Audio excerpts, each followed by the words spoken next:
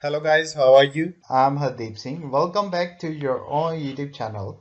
IELTS updates and recent exams. For more updates related to recent IELTS exam writing test topics, listening, reading, practice test, and speaking, you got guesswork. Please, guys, participate in everyday listening and reading practice test to achieve your desired band score in your actual IELTS exam. Please hit the like and subscribe button. Press the bell icon for the upcoming notifications. Don't forget like, subscribe and share my YouTube channel and my Facebook page, IELTS updates and recent exams. Part 1. You will hear a conversation between a clerk and a tourist about a short trip. First, you have some time to look at questions 1 to 5.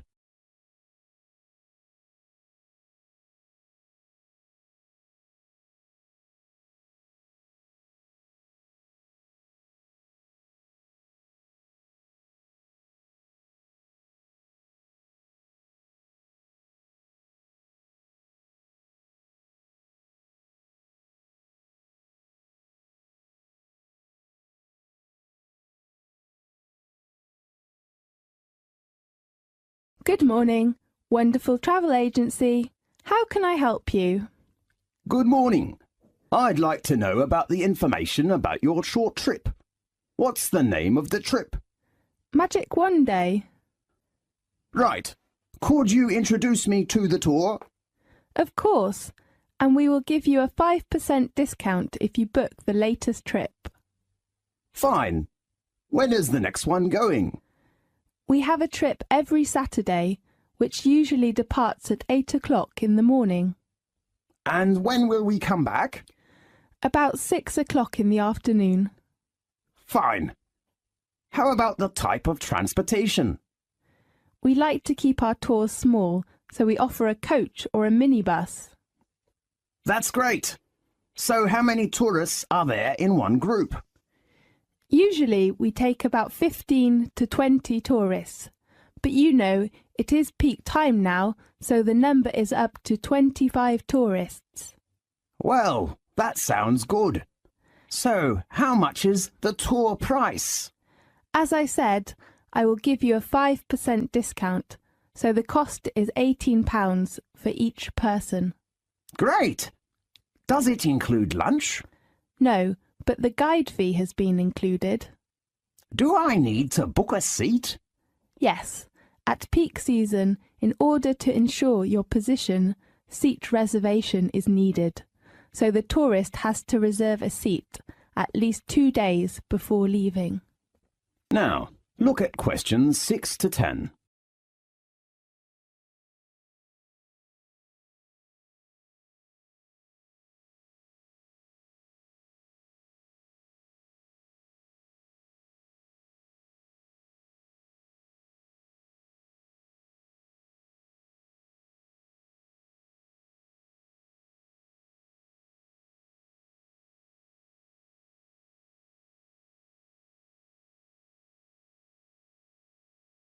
Okay, and how about the deposit?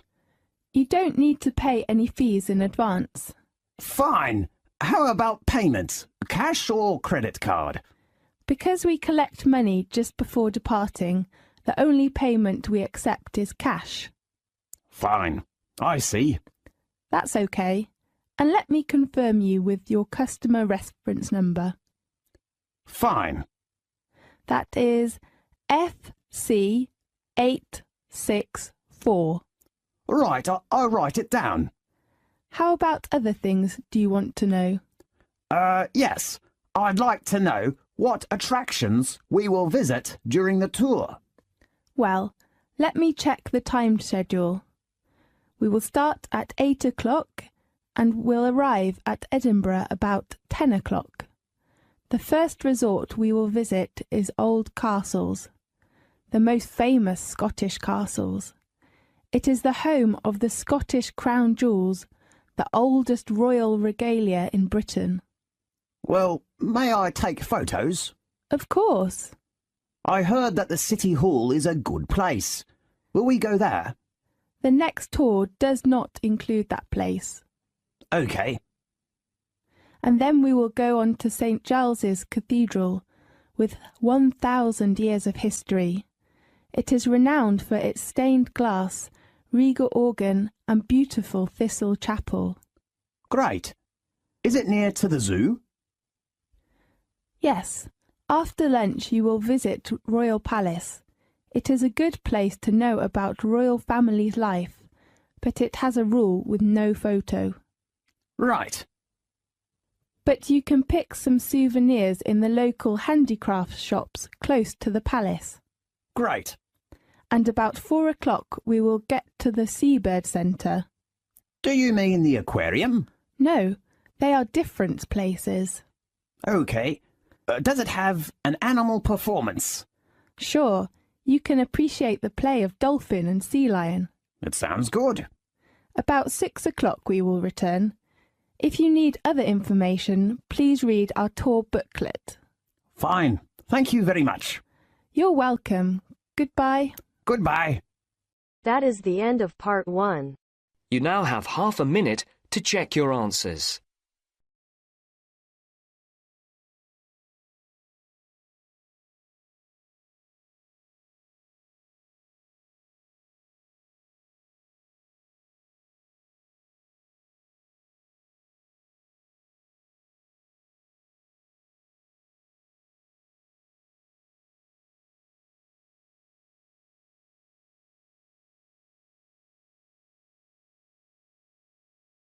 Now turns to part 2.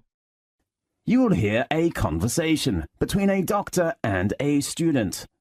First, you have some time to look at questions 11 to 15.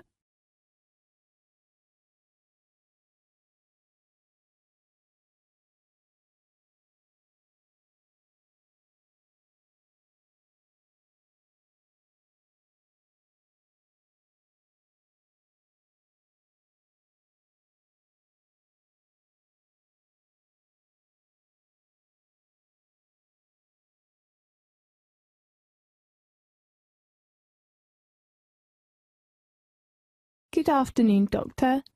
May I come in? Yes, come in. I'm a freshman in the university and I don't feel very good. Okay, sit down, please. I need to record some basic details about you first. Fine. What's your full name? Mary Nixon. Is your surname spelt Nixon?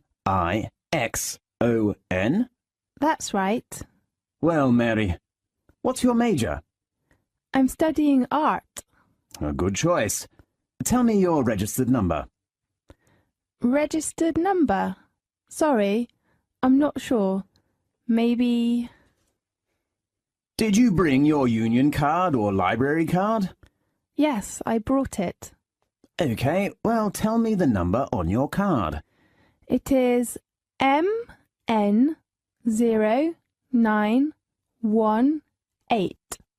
And your birthday? I was born on November 20th, 1987. Where are you from? I come from New York. Oh, we are from the same city. Really? Yes. Where do you live? Campus accommodation? Actually, I will move out from campus flat tomorrow. I rent a house in Northwest with 3 friends. Fine. Tell me your present address. It is 17th King Street. Okay, and your contact number? 367-8259.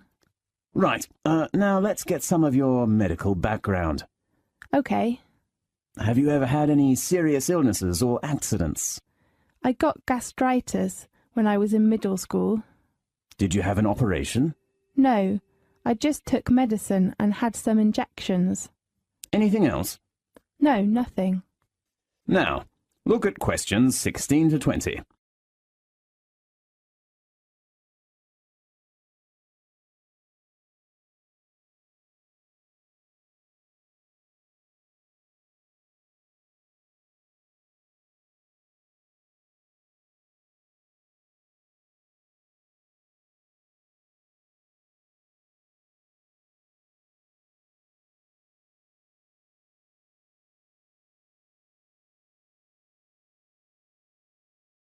So, Mary, what's your trouble?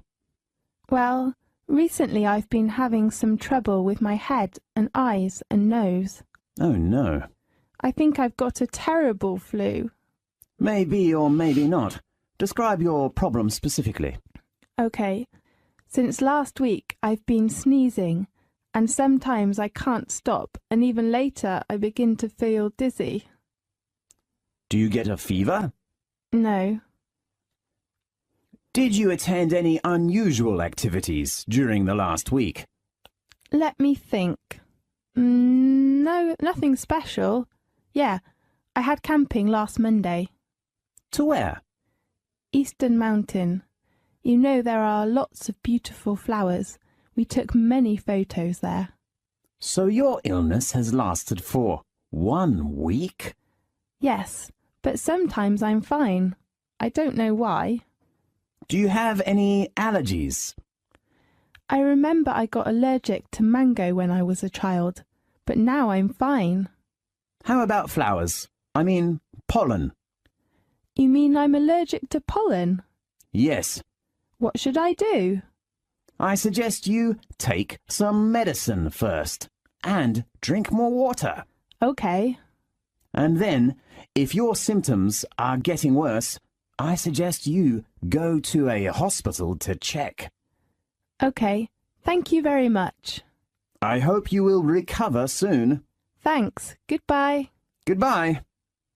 That is the end of part 2. You now have half a minute to check your answers.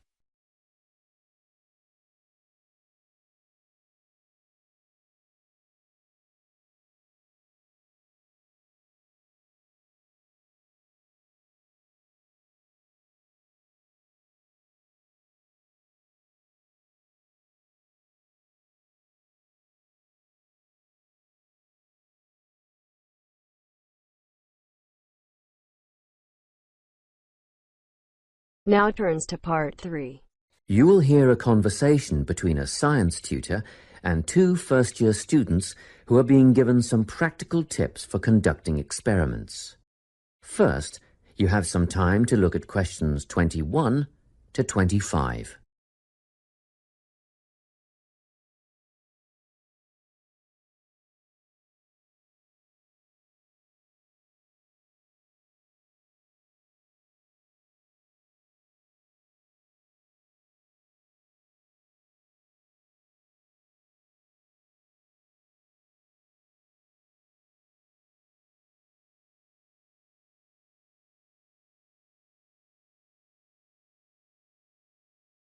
Now, Vincent and Tessa, I've asked the 2 of you to come and see me because I'm a bit concerned after that incident in the science lab last week. I realise that neither of you have had much experience in a laboratory before. Well, we mostly just studied theory at high school. And we rarely got the opportunity to carry out any experiments. Fair enough, but we must all abide by certain safety procedures. The last thing we want is for one of our students to get hurt. We understand that. Our priority is to make sure that the chemistry laboratory is a safe place, and actually, accidents can easily be prevented if you just think about what you're doing at all times. It sounds simple enough. It is if you always use good judgment, observe safety rules, and follow directions. We've read the rules on the poster inside the lab. And yet last week you were seen working in the lab without eye protection. What do you mean? I was wearing my glasses. Prescription glasses are not safety glasses. You must always wear the goggles provided. You'll find they fit quite comfortably over your ordinary glasses. Oh, I see. Just make a habit of putting them on before you start and keep them on until you are finished. And another thing, never eat or drink while in the laboratory. What? Not even water? Not even water. At least not until after clean-up. Then be sure to wash your hands thoroughly with soap and hot water and dry them on a clean towel first. And Tessa, your hair should be tied back when you're in the lab. It's not that long. Still, it poses a hazard when you're working with chemicals or a naked flame. If you can't tie it back or pin it up, See if you can tuck it into a cap or something. Yes, I can do that. Thank you. Now, Vincent, last week you wore a t-shirt and trainers in the lab. The rules clearly state that long-sleeved shirts and leather shoes must be worn. Oh, yes, I remember. I was late getting back from sports practice and I didn't have time to change. Well, it mustn't happen again. Okay, I'll see that it doesn't. Good. As for the rest of the safety precautions, refer to the safety poster inside the lab and you shouldn't have any problems. Before you hear the rest of the conversation, you have some time to look at questions 26 to 30.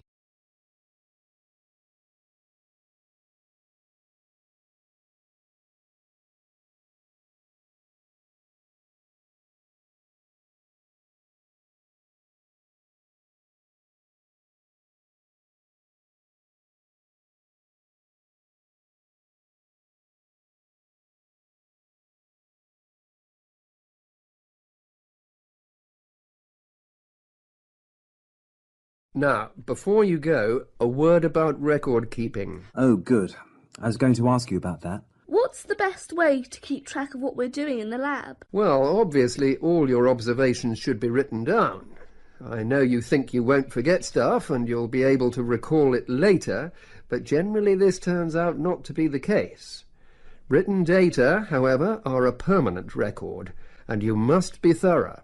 Organise and record everything in a bound notebook. I use a spiral notebook. And I use a large notepad. That won't do. A book with binding ensures the pages are not easily removed or lost. Oh, and be sure to write your entries in complete sentences. Isn't that a waste of time? Surely notes are good enough. You might think so, but brief notes can be hard to decipher at a later date. Whereas with full sentences, you are less likely to misinterpret data. I make sketches, simple drawings. That's a good idea, Vincent, but be sure to date them. You want us to write the date next to each drawing? Yes. Every sketch and every entry must be dated. What about headings? Use the title of the experiment as your first entry. When you have completed your observation entries, answer any questions that have been posed, and then, finally, write your conclusion. How do we write a conclusion? Do we need to repeat things like the questions and our findings, or the time it all took? Just write your own ideas or feelings about the experiment as the conclusion. Oh, and remember to sign it. Well, that's all I have time for today. If you have any questions, ask the lab assistant or come back to me. That is the end of part 3. You now have half a minute to check your answers.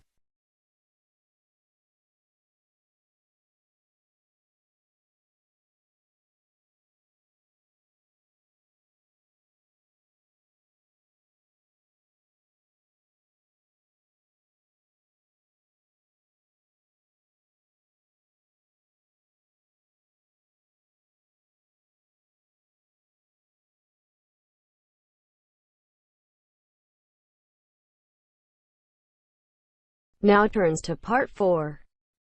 You will hear a talk on the importance of soil in organic agriculture. First, you have some time to look at questions 31 to 40.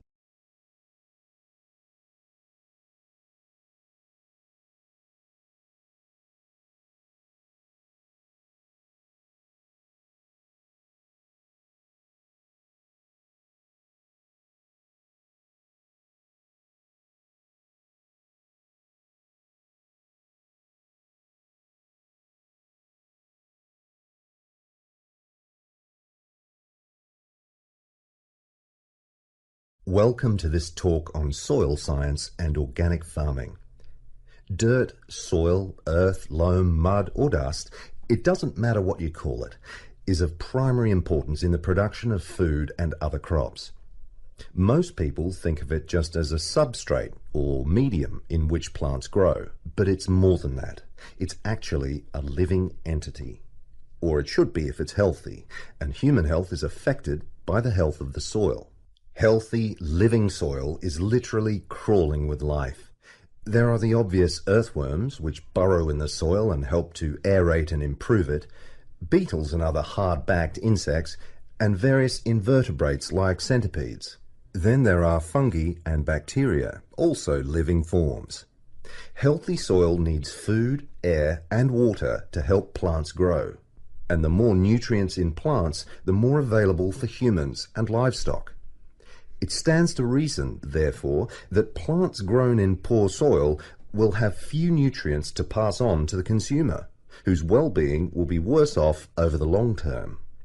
So, where do plants get their nourishment? Most of it comes from the soil. Some nutrients are made up of minerals from the earth, while others come from dead plant and animal matter, which is broken down over time by the living insects and other organisms in the soil. Plants depend on these little living creatures to convert minerals and other vital elements into a utilizable form that can be taken up by the plants. And it's a synergistic relationship. In turn, the plants assist those helpful organisms by releasing sugars and enzymes back into the soil. Before I go any further, let's take a look at the structure of soil. Now, if you look at the diagram, you will see that soil is made up of many different layers. Let's start at the bottom. This is the bedrock under all the other layers. The layer above that is called regolith. Here, the bedrock is slightly broken up, but plant roots don't penetrate this layer. Moving up the chart to the next layer, we come to the subsoil, which contains clay and mineral deposits. On top of that is the alluviation or leaching layer. This is quite light in color and is mostly just sand and silt. As we get near the surface, we find the topsoil. You will hear a lot of talk about topsoil amongst farmers and other agriculturalists. It's the most important layer of all because it's where seeds germinate and roots grow. Now, at the top of the chart, you will see a comparatively thin layer. This is organic matter that is still in the process of decomposition. It mostly consists of leaf litter and humus. Just think of the surface of the forest floor, partly decayed leaves and twigs, that sort of thing. As you can imagine, good soil forms very slowly over time, but it can be lost very rapidly through erosion. And, in addition, soil quality can be affected by pollution due to anything from industrial waste to the artificial fertilizers used by conventional farmers, which have been shown to suppress the diverse life forms in the soil. This is why organic agriculture is the way of the future. Let's take a quick look at the conventional system, which is often based on monoculture, the production of a single large crop. It relies on chemicals for fertilizer and pest control. It is also becoming an increasingly common practice to use genetically engineered seeds.